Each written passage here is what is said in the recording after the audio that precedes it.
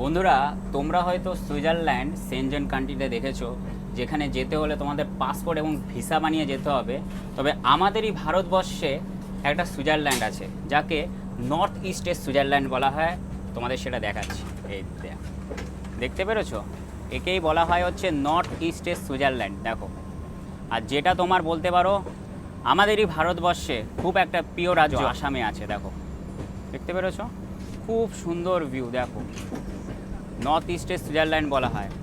আর বলতে পারো আমরা এখন হাফলং স্টেশনের দিকে যাচ্ছি। আর এই হাফলং যে স্টেশনটা আছে না, সেটা বলতে পারো আসামের, মানে আসাম রাজ্যের একমাত্র হিল স্টেশন।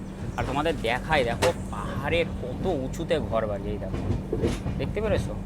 আর বাদ বাকি এই ভিউটাকে এনজয় করো। দেখো কি সুন্দর একটাই না ভিউ। দেখো, হেভি সুন্দর ভিউ। নর্থ ইস্টের সুইজারল্যান্ড বলা হয় একে। আর তোমাদের এদিকটা আমি দেখাচ্ছি।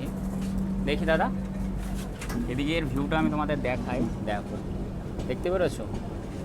পাহাড় পুরো মেঘে ঢেকে গেছে, মানে এত উঁচু। আর আমাদের বলতে পারো পেছনেও কিন্তু একটা বলতে পারো ডিজেল একটা ইঞ্জিন লাগিয়েছে, সামনেও তো আমাদের চলছে ডিজেল ইঞ্জিন, যেহেতু অনেকটা ওপরে উঠছি। যাই হোক, ছোট্ট একটা ভিডিও তোমাদের সাথে শেয়ার করলাম। ভিডিওটা কেমন লাগলো আমাকে তোমরা অবশ্যই কমেন্ট করে জানাবে।